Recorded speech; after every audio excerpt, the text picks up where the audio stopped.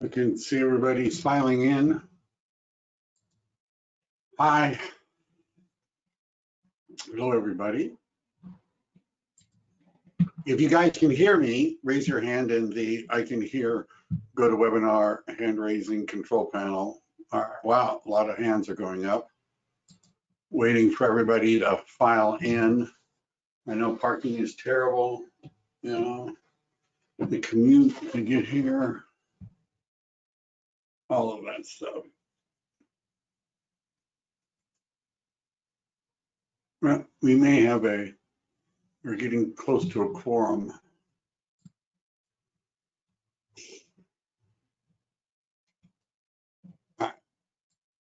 Well, we're on time, so we're going to start.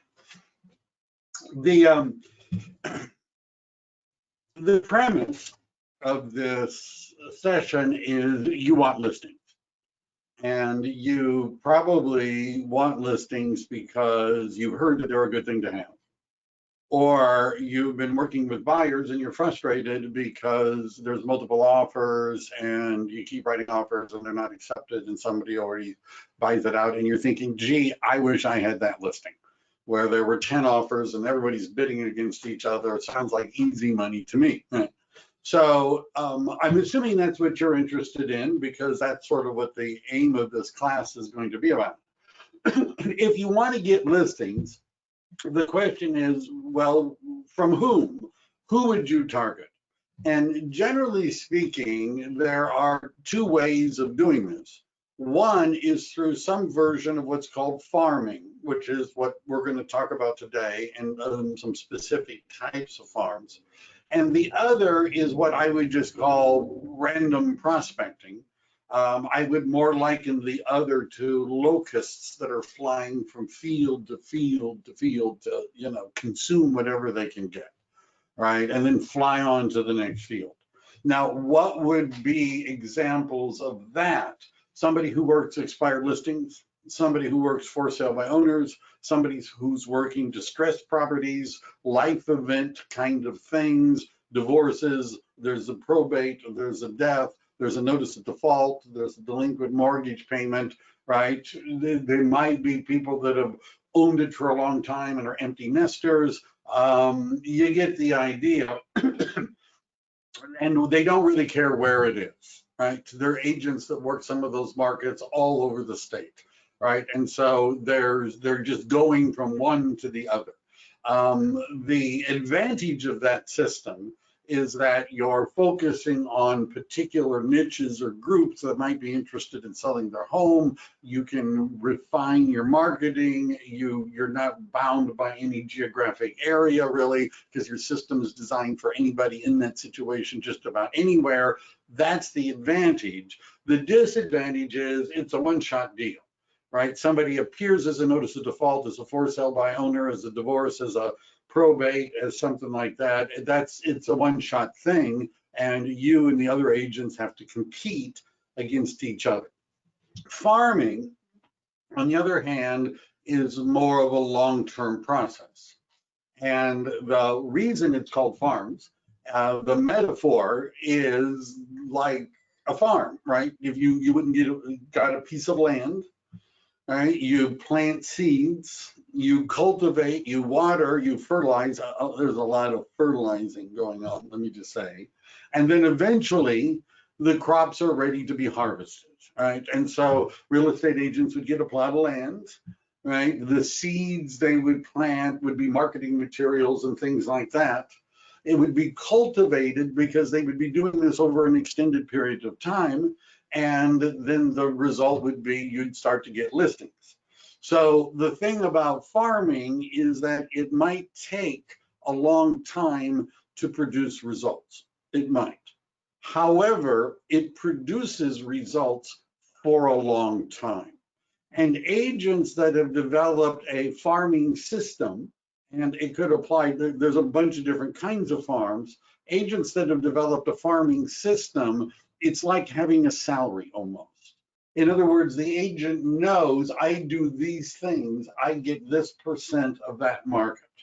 Right now, the market may go up and down, the market may change, but I'm getting a certain percentage of it. It's consistent, right? What you want to be is at a place in your career where you can be tweaking your numbers and you know, I do this, I get that. I do more of this, I get more of that. And to be able to actually quantify that relationship, so then you can reach your goals by doing more things to get more closings to reach where you want to be anyhow.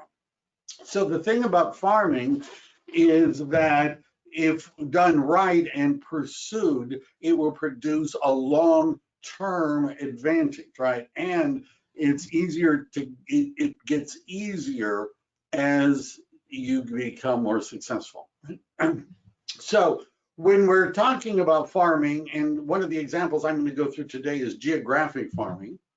And I'll put the calculator. I didn't want to scare anybody by having the calculator there.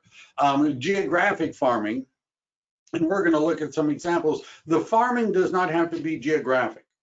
What farming means is taking a targeted group and a consistent group and marketing to them over a period of time.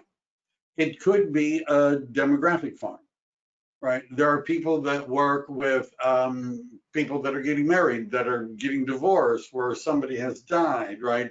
Those are kind of life events. There are agents that work the Spanish-speaking market or the Vietnamese-speaking market or the Chinese-speaking market. There are agents that work people that like dogs and go to dog shows and to dog walk their dogs, or members of dog groups. There are agents I know that have farmed groups of people that were into running and marathons. You understand, it could be almost anything that people could self-identify to, right? And the most common form of this is called geographic farming. Now, one of the things I want to do is I have a folder here, which I'm going to share. Oops, let me just get the link, copy the link. And it's, you know, basically a whole bunch of articles and things like that. Did that go through?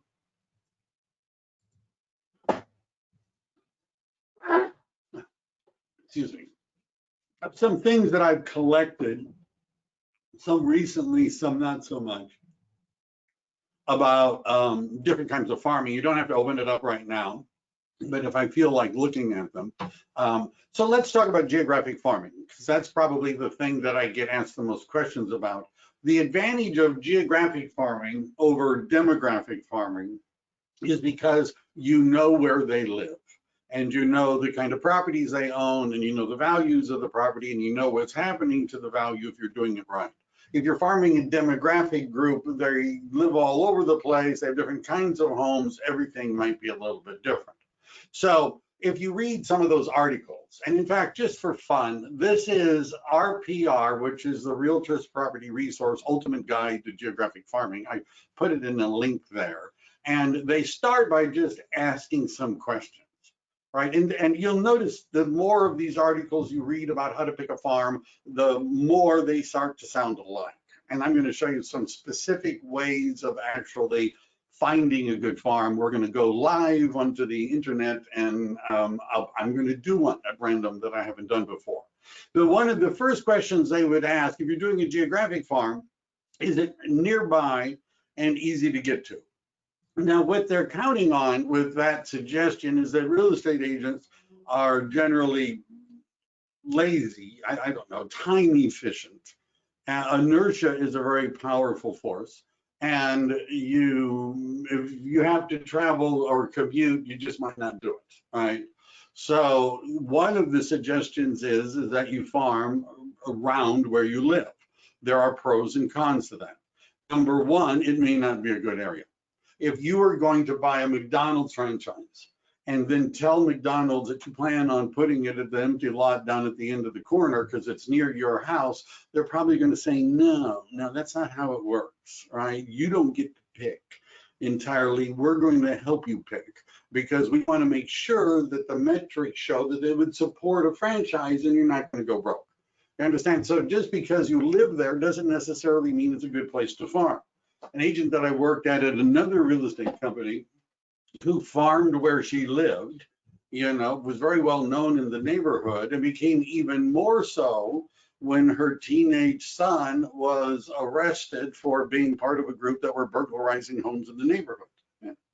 Yeah. And then, of course, people in the neighborhood weren't that happy with her being the agent. You understand that's not necessarily a scientific way, but if all things are equal, sure, you want to farm an area that you're willing to go to, drive by, drive through, and that sort of thing. Now, if you're saying, look, I don't really care, I just want to have a productive farm, one of the things that I would start with, and I'm going to go into the MLS and we're going to jump around. This is being recorded, and for a nominal fee, we'll share the recording with you. But the first thing you might want to do is figure out what area and or what price range you want to farm. Now, some people, by the way, already know this. I worked for a long time at an office that was near Silver Creek. And agents would come to me and they would say, well, I want to farm, where do you want to farm? I want to farm Silver Creek. And I would say, really, that's interesting. Why Silver Creek? And they would say, well, the homes are like $2 million, and I'd rather sell one $2 million home than 400,000 or $500,000 condos or something like that. It's 1/4 the work and the same amount of money. That's for me. Right? That's what I want. Right? Let's work, more money, sign me up. Now, the issue, though, is, and then I would ask them, do you live in Silver Creek? Right? And usually say, no, we have a mobile home in Alviso, that sort of thing. But the people in Silver Creek, when they're listing their homes and talking to agents, ask that question a lot, do you live in Silver Creek? The other thing is about high-end and luxury areas. Other agents have thought of this too. So what you're going to find is that when you get into the higher price ranges, there's a lot more competition. Other agents have also figured out that the postage is saying to Silver Creek as 7 trees, right? It's the same postage. And so why not do the mailers to the high end rather than the lower end? So in a high end area, number one, there's more competition. But number two, there's less turnover. Because the people that buy homes in Silver Creek, just to keep with my example, these aren't starter homes. These aren't homes people are planning on selling in 5 to 10 years. These are the end of the line when the kids are all gone and we're going to Nevada to live kind of home, right? So the turnover is less. More competition, but there's less turnover. Number three, many of those people have agents. This wasn't the first time they ever bought anything. Sometimes some of them have agents they've used 3 or 4 or 5 times. But you could say to them, try me, I'm new, right? Yeah, well, we were already happy with the agent we have. So there is more competition, there is less turnover. There is a lot of people already have agents, right? And so the amount of the market that's actually available to you might even be less. So another thing to think about is let's swing it to the other side, right? Let's not concentrate on the $2 million and $3 million homes. By the way, the other thing about homes in the higher end, in many times in the market, there's a better chance they won't sell. Right, and those sellers have higher expectations, right? There's more competition. They want to see better marketing. They want to see better virtual tours. They want you to spend. But on the other end, let's look at the condo and townhome market. Starter homes. If somebody buys a starter home, when do they plan on selling it? And the answer is as soon as they can, right? So they plan on living there, building up some equity, selling it, and buying something else, 2 transactions. My experience with most sellers that I worked with is they were leaving the area, right? The people that are selling homes in Silver Creek are not buying in Saratoga. That's not the deal. They're leaving the area. So there's no more business from them. They're gone. But somebody that's selling a townhome or a condo is likely to be using that to buy another house. All right, and that makes it 2 transactions. And when you add the 2 together, it's a little bit better. So where would you focus? How would you figure out about types, ranges, and where you would focus? Is it going to make me log in? Probably. Oh, no. So one thing that you could do if you just wanted to look at areas is I went into the MLS and I went to stats. And if you're going to need to decide, are you going to just do single family homes, condos, or townhomes? Which are you going to do? Let's just talk about that for a second. The advantage of a single family home is that most of the time you could walk up and knock on the door or leave something on the doorstep. I want you to know that right now, given this current state of the law, you can't do those things, right? Under the current rules in the state of California, shelter in place and that sort of thing, door knocking is a no-no, right? It's actually more than that, it's a misdemeanor, right? So you're not supposed to go around knocking on doors. How about leaving flyers and door hangers? Well, I just listened to Gov Hutchinson from the CAR legal department yesterday, and what he was talking about is the Department of Real Estate has said that leaving flyers on the door or door hangers violates their interpretation of the public health law, their interpretation. Now, we know it's an amorphous area. It's a little bit of a gray area. However, what is not a gray area is that a listing agent is not allowed to have flyers in the house that people can pick up because of, there's a virus. So if you can't have a flyer in the house, does that mean you can hand out flyers on the outside of a house? And the answer is probably not. It isn't specific to that. But the Department of Real Estate has said it's a violation of the real estate law to do that. Now, these things may change. Hopefully they're, soon. But right now, door knocking and putting flyers and putting on door hangers is not the strategy. But assuming that becomes a thing again, single family homes, you can walk around and you can knock on the doors easier than in some of the other ones, and you could put flyer and you could do that easier. Townhomes, oftentimes, planned unit development, townhomes oftentimes are more accessible than the condominium complexes. They're obviously in between in terms of value. Condominiums have maybe the highest turnover rate, but a lot of times you can't walk around and knock on doors very easily because they're secured buildings and you're not supposed to leave things on the, there are other issues.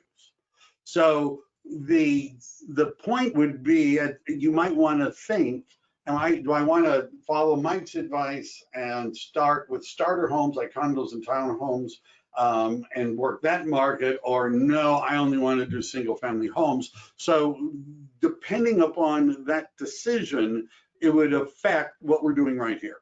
Let's just start as a general idea. How about this? I'm going to do condos and townhomes. Why not? I haven't done it this way before.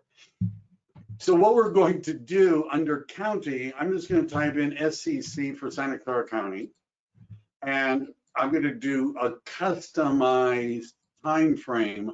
How about the past 12 months exclusive, which means not including this month and a partial month. And what we want to do is look at the number of sales, and we're going to start by zip code, just for fun, and it's going to give us 10. Let's do 15 and the letter RIP. All right. So what this is showing us, I already knew the answer to who would win this competition. Number one zip code for sales of condos and townhomes in Santa Clara County is 95123. 95035. For those of you who don't know what that is, I believe that's Milpitas. 95136 is another part of Blossom Valley. 95037, 135. You see the list. Now, the reason I'm doing this is because if you've decided you're going to be the king of the condos, there used to be an agent, her name was Peggy. And Peggy would always have her picture taken with wearing a little tiara, and she called herself Queen of the Condoms. So let's say, whatever. If you might want to start off with I'm going to do condos or townhomes, and I'm going to do it in 95123, something like that. Now, and so you might want to look at this list. Now, I've had agents say to me, I've picked an area that's not anywhere near the top. And I said, really, how many sales are there? Well, not very many. So why are you farming that area? Well, I figure if there aren't very many sales for the last few years, probably their time is coming and there's going to be a lot of sales. It doesn't really work that way, right? Doesn't really work that way. So that may be one thing. Why don't we just assume, by the way, if we were to add single family homes and condos and townhomes, 95123 would be closer to the top, right? But it has a lot of condos and townhomes. So what we've identified an area, right? Now, let's say I'm just going to do this, right? I'm going to go through my normal shtick, right? So we've identified an area, 95123 condos and townhomes. And we're going to look at everything that's moving right now. And we want everything that's happened in the last year. So that's the status change date. So we've got active pending contingent sold, condos and townhomes. And there we go. And we want to add in, let's say, 95123. Right? Because it seemed like 294. Right? Now that's a lot. Right? But oops, the URL is old, of course. I had a feeling you guys are going to make this. All right, let's try this again. All right. Residential, condos and townhomes. Oh, I already did this. Part. Let's go back to search. Residential. Active pending sold, condos and townhomes. 95123, right? And there's a bunch of them, and 0 minus 365, 294. We're going to look at the results. Aren't many agents targeting high turnover areas? How do you do the research? We're doing that now, Dimitri. Just, you're a step ahead of me. So here are the 294 last 12 months, last 365 days, active pending solds in that area of condos and townhomes. Now, what I'm probably going to do with this, I'm going to select all. And then here, let me just move this over a teensy bit. I'm going to select all. And I'm probably going to just start by going up here to the map. See, there's a little map button. So what this is now doing is it's showing me where the pockets are of condos and townhomes that are being sold in 95123. You'll see they are in clumps, right? They're in clumps. So what we want to do, if we're going to farm an area, we're going to target a clump. Look at this clump. That's a big clump.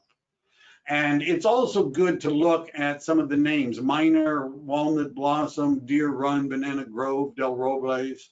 And so here's a big clump. Obviously, there are a lot of them there. So what I'm going to do is I'm going to go over here where it says Draw Polygon. And I'm going to just start with this. Right? I'm going to just start with this.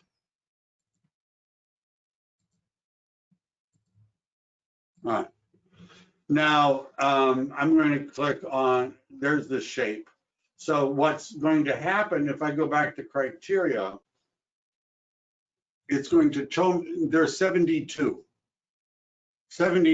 active pending or solds in that area, 72. All right, let's take a peek at that, 72. So I'm clicking on results and I'm going to select all. Now, Dimitri asked about how do you analyze the competition. For those of you that like Microsoft Excel, I'll say 2 words, pivot table. And one of the things that you could do is once you've selected all of them, you go down to export. And I've created a custom export, which I call who is doing what. Right? I obviously don't have a lot of ingenuity when it comes to coming up with names. And I'm going to click on edit the custom export just so you can see what I've done. So what I put in the export fields is the selling agent's name and office, the listing agent's name and office, the list price and the sale price, right? And the contact information for them. That's all that's there, right? And I'm going to go back to save, right? Why not? Come on, come on. And if I make that export, who is doing what, and I export it, it's going to come out as a comma separated value file, which Excel can open. And if you know what a pivot table is and how to make one, you are ahead of me already, because it would tell you, if you set up the pivot table right, which agents are doing how much. Now, for those of you that were lost when I said Excel and the pivot table, really, come on, Mike. How about something a little bit simpler? What we're going to do is, now that we're looking at our 72 records, we're going to take our cursor and put it someplace here. Like, let's put it next to the MLS number so that it turns into that, little, I don't know, bullseye kind of a thing. And we're going to left click, not right click, left click, and this will pop up. And we go down and we click on insert column, and we're going to type in, how about name? Because we're going to look at that name right here. Listing agent full name. We're going to add that. Now, what that does is it adds to the MLS display a field called the listing agent full name. We're going to click on that so that it sorts. And then we're going to scroll down the list. And what we're looking for is people that have multiple listings. Now, Frida has 2. Here, let's see how many. There's 72. Let's go over here and here's all of them. So Frida Manning has 2. Notice Kristen Constantino has 2. Mamie Onoshi has 2. Hi, Mike. That's Mike Rosé. He only had 1. Oh, that's it. So what does this say to you? And Clint Moore has 2. Sorry, Clint, I didn't mean to leave you off. So what I'm seeing is most of the listings, there's only 1 agent, right? Most of the listings, the matrix has limits on export, cannot grab more than a few thousand records, right? There's limits on that. We're going to go into another system, but does everybody, for now, do you understand what I did, right? And what I'm looking for is, let's say an agent showed up and they have 5 or 6 or 7. What I'm going to do is highlight their listings and look at them on a map. No one has the farm. Yes, that's right. No one has the farm. Nobody's doing well with this as a farm. That's what I come to, right? And you're going to find, particularly when you're in the higher end single family home markets, there are agents that have 20%, they have a substantial percentage. One of the agents that I was talking to, the title company had said, if nobody has 30%, it's open and you can go for it. Now, very few farms does the farming agent have 30%, right? You understand, that's a high market share. And so, but using that criteria, the title rep had helped this guy identify a farm area. It was in 95119.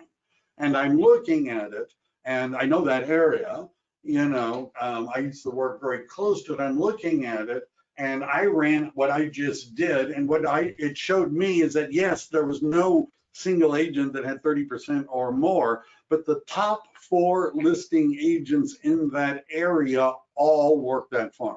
The top 4 did. And each of them had 4, 5, 6 listings. And when you took their market share and added it all together, the amount left over was not very big. Let's just talk about what can you expect to get. So the NAR, when they survey buyers and sellers and ask sellers, how did you find your agent? Almost 40% of the time they said that they were referred by a family friend or coworker to the agent. Number 1 is referrals. Number 2 was they had worked with the agent before when they had bought the house. That was like another 12% of the time. So you're looking at 50 to 60% of the available listing inventory is going to somebody they know or somebody they've worked with in the past, which also would mean they know them, right? So it's not like everybody is up for grabs. Now, I've been to those classes where they say you can get anybody to do this. You know, you just have to talk to them and have the right words and handle the objections. Yeah, some people are going to list it with their sister, and it doesn't matter what I say, right? They're just going to. So now we have how much of the market is left over. That's what all of the farming agents are competing for. And so if there are 4 people that have 5, 6 listings each, that's sort of a tough market.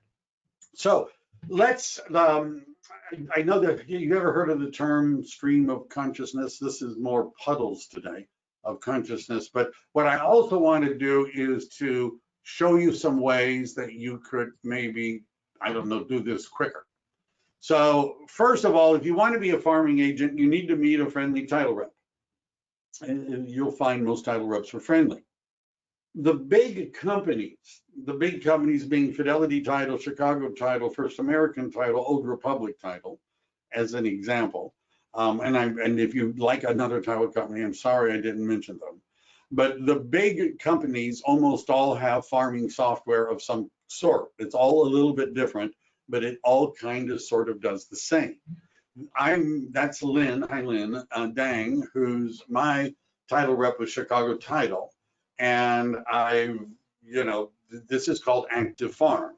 Now, what I would recommend that you do is talk to Lynn Dang about Active Farm and talk to Fidelity Title about, they use Title Toolbox, and talk to Old Republic and First American, and why not, right? They're not going to charge you, and find the one you like better. They all kind of sort of do the same thing. So I'm going to show you how I would create a farm. Now, by clicking on create a farm, and we were doing 95123. I've already blocked out most of 95123, but I'll be allowed to do something again. So what we're going to do is just type in 95123, right? There we go. Right, so it's zoomed into the middle of 95123, and I'm not going to do just the townhome or condo because I'm, I don't know, busy right now. I have to look at the map, but let's find an area. How about over here is Oak Ridge? Does everybody see that? And then these are some of the streets. Palmia, yeah, it's a nice area. Sold some homes over there. So let's just say that, and there are some condos and townhomes here, but I'm just going to show you how to analyze the territory right now. Let's say that was an area that you were interested in, right? So in the farming software, what we would do is click and click and click and click and click, all right? And then we're going to scroll down and we're going to hit continue. Now, what it's going to ask me is, do I want all properties? Probably not all the commercial properties. Am I interested in vacant land? Probably not. There isn't going to be any there, probably. Multi-units, 2 to 4. Now, you realize that we're going to probably unclick that, but that could be a niche, right? You understand? Rather than saying I'm the T-Rex of townhomes, you could be the Duke of duplexes, or you get the idea. But you could be looking just for those. We're not going to do that. Now it gives us these choice: single-family homes and condominiums. Condominiums in the title company language includes townhomes.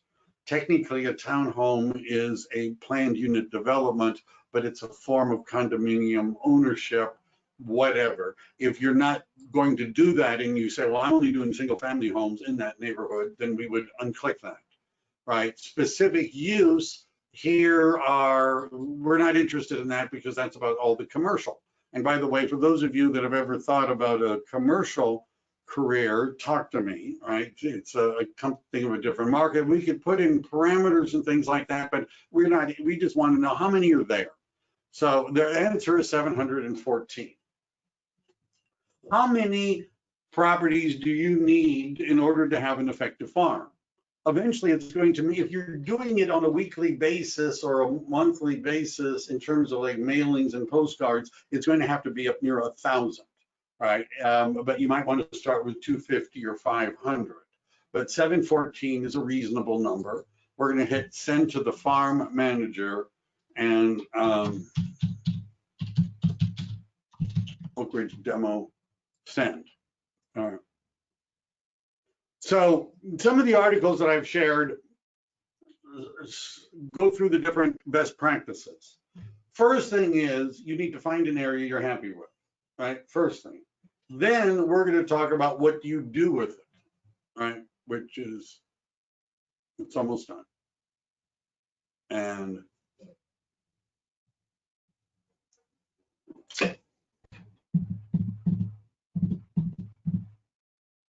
come on.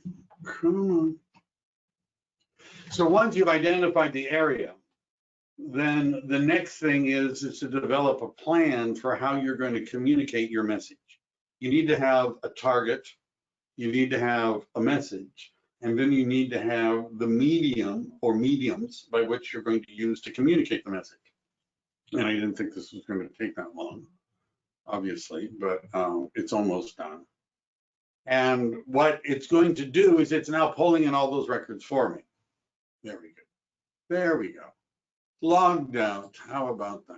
Isn't that just wonderful? It's been one of those days. All right. So here's the farm. Now, notice what I've done a lot of these, right? This isn't all of them, right? There's more, right? There's more, right? I've done some of these, but you'll notice that the title company is grading the farm based upon turnover rate. And this one gets a D, right? The one we picked. It has a turnover rate of 1.68%, not very good, right? If it isn't 5% or above, you know, I don't know, right? It's pushing it a little bit. So you can see here are some other farms that I've created in different areas. Some of these are in Morgan Hill, some of these are in Blossom Valley, but you see what I'm doing is I've identified. So let's do this. So let's say your goal is 95123, you want to farm. What I've done, you can only do 3,000 homes at a time in active farm, but what I've done is I've gone through and blocked out all the different neighborhoods using the name that Google told me of the neighborhood, imported all of them, right, in 95123, imported them into the software, and then it'll tell me what it ranks them at and what the turnover rate is, right? It just tells me. So let's pick this one here. This is a Morgan Hill farm as an example. And then we're going to have data in a moment. Data. Look at the data. By the way, sometimes phone and email. Now, the basic program is free, right? Where you could set up farms and you could do stuff. To get phone numbers and emails, that costs something.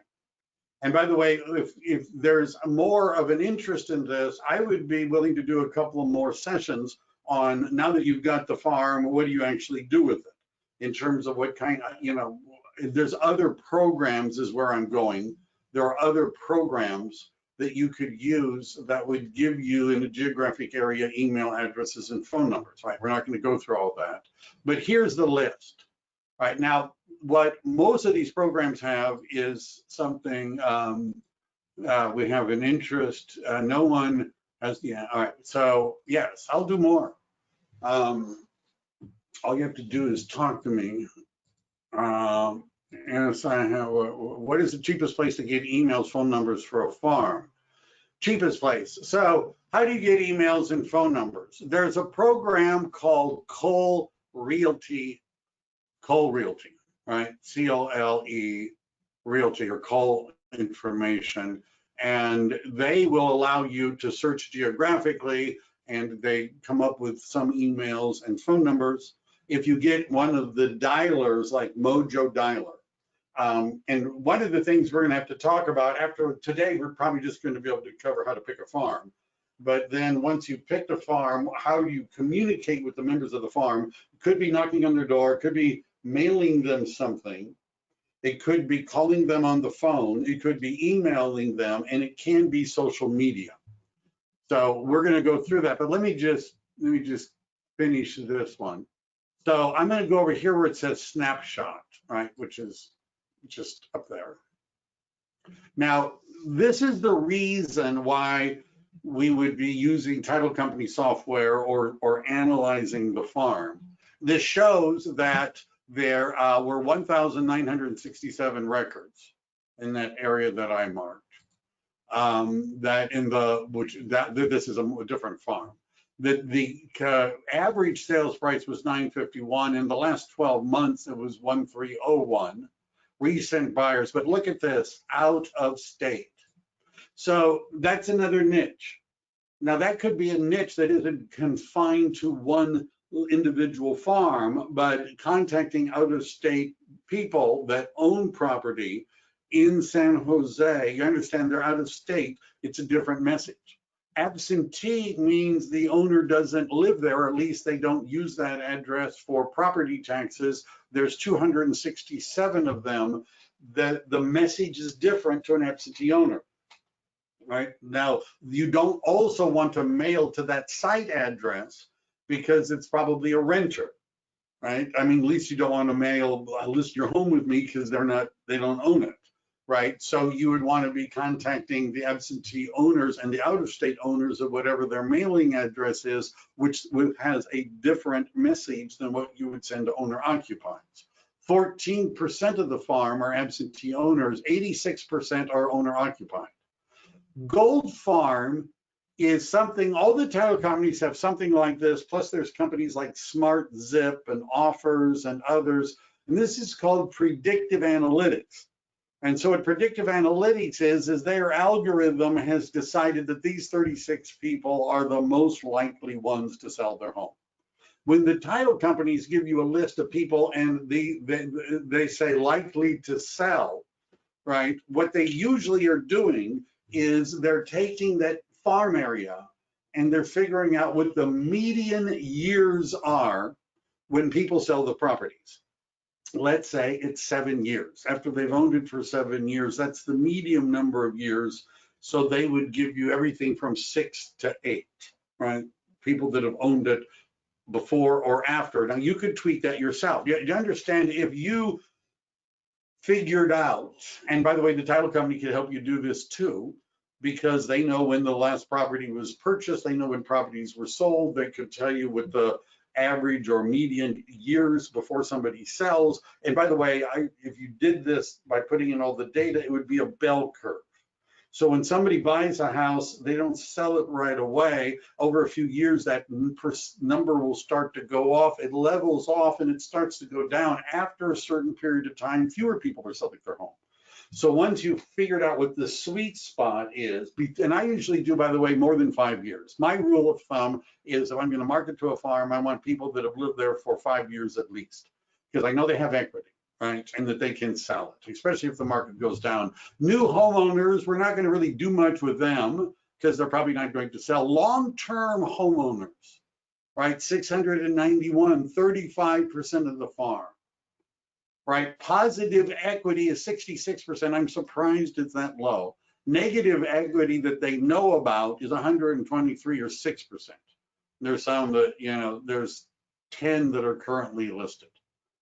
Now, when we cross this line up here, what this allows us to do is to, let's just say my complete farm, right? Do I really want to do that? Right, complete farm.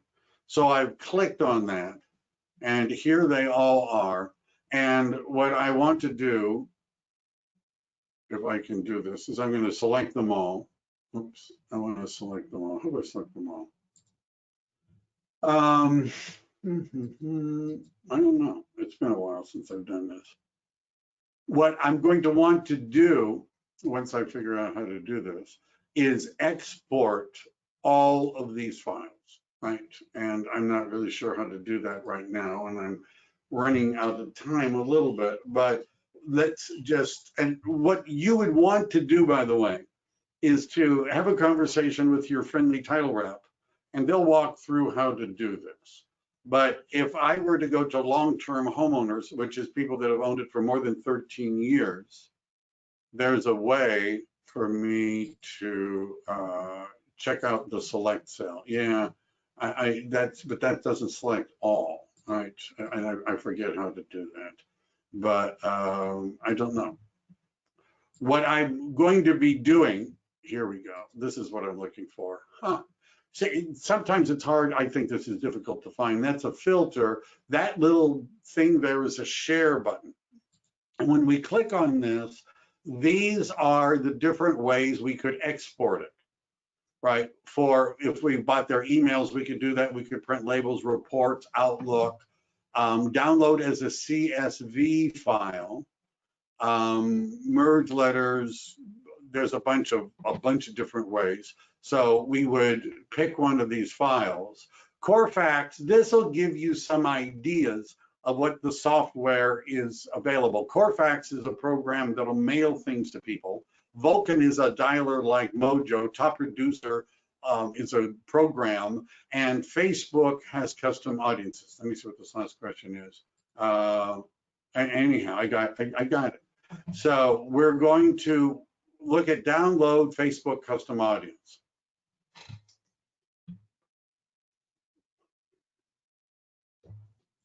So we're just going to download it. Right. Now, what we're doing is, are you going to go to everybody in the farm? Are you going to just go to absentee owners? Are you going to go only to people that have lived there for a long time? You're going to have to make that decision. Once you've decided, and I picked people that have owned it for more than 13 years, and I downloaded that comma separated value file. What I would also do is I would just download the normal CSV file, and I would give it to my printer. My printer will print color two-sided postcards. I can do jumbo for a little bit more, but basically we're talking about an 8.5 by 11 folded over. And it with postage, mailing, they do everything. It comes up to about 47, let's round it up to 50 cents per postcard, right? 50 cents per postcard. That includes postage because I use third-class mail. So if you're thinking about, all right, I'm going to mail something to these people, and when we get into the details of how to be successful in the farm, you're going to want to do everything, right? So once a month, you might mail them something, right? It's going to cost about 50 cents a house. So if you have 1,000 homes, you understand that's $500. And what I'll talk about are ways for you to defray some of that cost. Right, so you could do that. Another thing you could do, that's $500, is you could go to Facebook, and I'll do a class on this. Maybe next week I'll do how to farm, what to do with this. But you can go to Facebook and write an ad.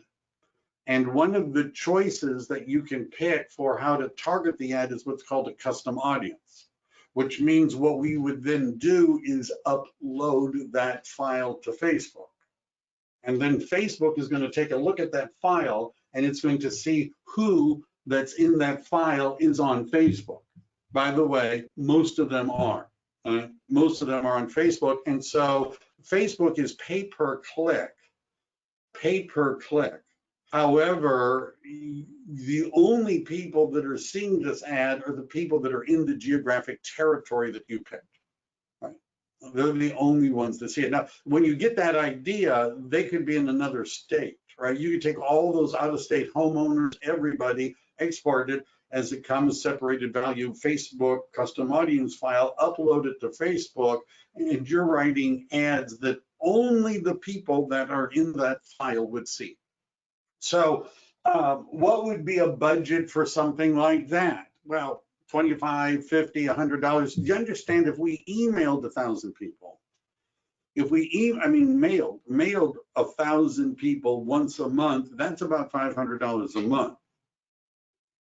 $250 a month would be a pretty good budget for doing Facebook advertising. You could get away with $50 a month. You understand, as a cost-effective alternative, there are other ways of doing it other than postcards. But the agents that are most successful in farming, they send a postcard, they're doing social media, they've got a YouTube channel that's devoted, they're doing they're doing a bunch of different things. Right. What else do I want to say about that? So I finally remembered how to export things. And I get emails, by the way, every time something happens in my farm. So for example, and I do pay, I think like $7 or $12 a year. I don't know, it's not very much. And so when somebody is getting divorced or there's a notice of default in my farm, I'd get an email, right? So I would have an opportunity to do that. What have I left out? So we're just going to wrap this up with picking a farm. I wasn't going to get into, I'll do marketing next week. If you guys are interested in more farming, I'll do what kinds of marketing, and we'll actually post something on social media so you could see what it would be, right? What kind of content would you use? What would be the most cost-effective way of doing this? Through joining groups, community pages, Facebook pay-per-click advertising, and other mechanisms that you could use in order to contact them. What else? We'll round it off. RPR, right? You've heard of RPR. So RPR also has farming resources. I'll give you an example since I've got 6-7 minutes. Let's say 95123. Why not? 95123. Now notice I've selected all properties.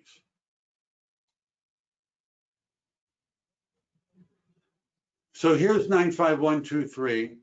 I can, through showing geographies, notice it's got intermediate, macro, intermediate neighborhoods. So if I click on this, see how it starts to draw these boxes, right? And these boxes are based upon census tract, usually neighborhoods. So here is, and sometimes it's like split, right? But that's Calero, and then that's Minor and Shawnee, Canoas West and Canoas East. So I've actually used this pattern for setting up the active farms, right? Because these are different census tracts. Let's say we just sold a house in this one. So I'm going to click on that. That's called Minor. It was a major sale. So once I've clicked on that, what it's going to do is it'll allow me to create a market report and a neighborhood report and to search within that area. So one of the things you might be worried about or concerned about, or at least want to know, is should you be looking at how do you fit the neighborhood, right? Do you fit the neighborhood? Is it a kind of properties you would be comfortable in? You know, who lives there? What kinds of things are going on? So we can create a neighborhood report. And the neighborhood report would show all of the graphs and charts. Why don't we do it? Why not? No extra charge. So we're creating a neighborhood report for that neighborhood, and we're going to run the report. And it'll generate eventually, making the noise. And what this is going to do is give us graphs and charts and other information about what's going on in that area. Which you could also use in farming. How do you compare using RPR versus Title Toolbox for managing farms?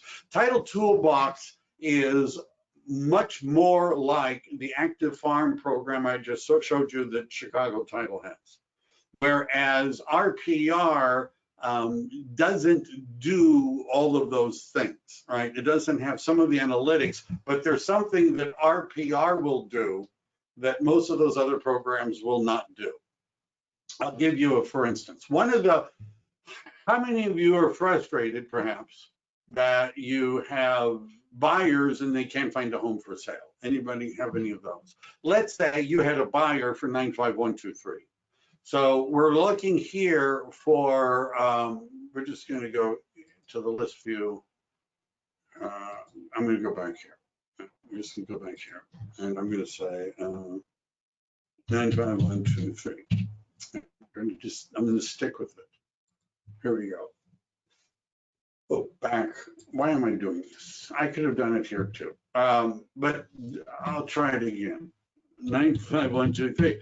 So you have a buyer who's interested in buying a house in 95123, and look at the value range down here, right? See that? We don't even have to, I usually go to the search result page because there's a bunch more filters.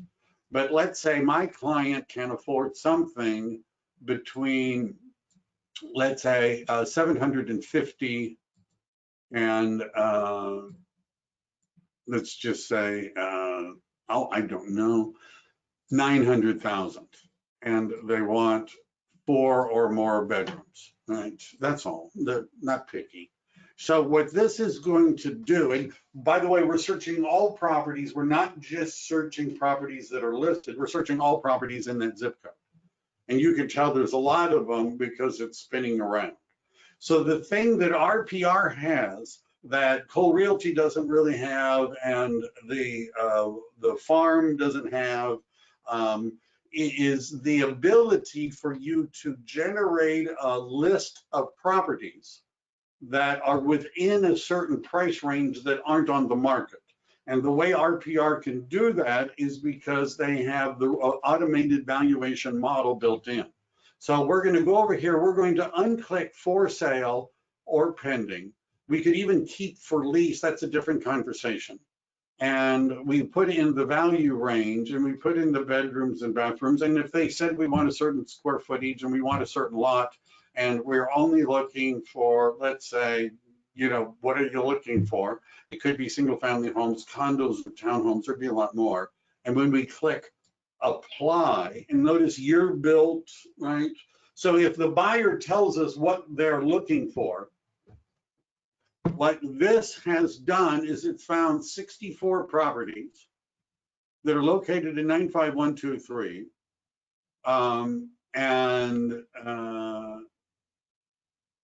This was sold in 2020, currently not listed. So we could have done some other things with the sold date so that it had to have been sold more than a certain time ago. Where would that be? Down here, year built, sold, I don't know. But as we look at this, Arapahoe, you can see sold in 2020. So the owner of that is probably not interested. Here's somebody else in 2020. Why is it just giving me the ones that went through the MLS? For sale, for lease, sold date. How about, I don't want that, date range. So we want something that sold from, how about to, oh, there must be a faster way to do this, but I don't know. I only want things that were sold before, why not, November 1st, 2006. This may not have been the best thing to do any time in the past. And then we would want to set some time in the past. How about this, 11, 1, 1990. How about that? All right. And so apply. And if it doesn't come up with anything, 720 properties. Okay, so what we've identified are 720 properties. The automated valuation model thing seems off, but I'm going to have to work on this a little bit. When it's working right, RPR would allow you to search for properties that are not on the market based upon their valuation model. And it's not cooperating with me right now, but the point would be that if I have a buyer that wants to buy in a particular neighborhood and there are no listings that fit what they're looking for, I can use that buyer as bait to get listings. because I have a real buyer that wants to buy in the neighborhood, and I can contact the people that have owned the property for a length of time, right, such that they're going to have equity and would be ability to sell, and who's got a rough valuation of around the price we're looking for, and at the same time has the right bedrooms, bathrooms, and that sort of stuff. So RPR has the ability to do a few other things that the other ones will not do. RVM is pretty weak. It picks the wrong comps to use. Yes, I know that. That's why we have a range. But it's the only one that will even attempt to do this. Now, you could just say, look, I know that lots of 95123 homes that are 4 bedrooms that are this age sell within this price range, right? That's not difficult to do. And once we've identified that these are the bedrooms that are bathroom configuration in the area that are in our price range, those are the people to contact. But what's the downside of contacting somebody whose property is more valuable than what our clients can afford? Because when they say, well, I'm interested in talking to you about selling it. Oh, I see, because they did sales price. Now I see it, not the valuation model. That's what happened on that. When they say, well, no, my property's worth 1.3, not 9, I'm not going to sell it for that. Would you be able to say, well, you know, we got a lot of buyers out there for the 1.3 range too, and let's talk. Right. The idea is that if you have a buyer that wants to buy in an area and you're having trouble finding them a listing, rather than just searching for what's on the MLS, use this software, or title company could help you with this, and they could give you a list of people that would have properties that would qualify. They've owned them long enough. And by the way, for those of you that are thinking I'm doing too much technology, you're not a do-it-yourselfer, meet a title rep. If you say to a title rep, this is the area I'm interested in, I want people that have owned it for more than 5 years, but not more than 20 years, and I want it 4 bedrooms, and I don't, you know, and I don't want them to have refinanced recently, right, because they may not be able to sell, or I don't want it, you give them the criteria, in a day or two, they'll email you the list, right, and then you have it. How do you find pocket listings? About to go on the market, other agents, word of mouth. So pocket listings are not, if it's residential property, we have the clear cooperation guidelines, which means that real estate agents are supposed to put it in the MLS. They'll be turned in if they get caught, which means it might show up as a coming soon. There aren't very many pocket listings. The pocket listings, if by a pocket listing you mean a listing that the real estate agent has, that's not on the MLS. If it's residential 1 to 4 unit property, there aren't very many of those anymore because they've changed the rules. If you want to find a property that's not on the MLS, you're going to go have to dig it up. And that means identify the people that own property that your client would be likely to buy and concentrate on getting down. All right, I've gone on a little bit long. Hopefully that was something useful about how to pick a farm. Look for turnover, talk to the title reps, avoid farming against agents that have been there for a long time. You don't need to. If you just keep looking, you'll find other areas not too far away where nobody apparently is farming, right? So hopefully that was a useful thing. Next week, I'll do something else about farming, since we had a good turnout and you guys seem to like it. I don't know, you seem to like it. All right, well, that's all I got. Any questions? If any of you'd like to talk to me about, you may have gotten an email from me about what's going on in the market and how some of the changes are happening. If you're interested, let me know. I'd love to talk to anybody.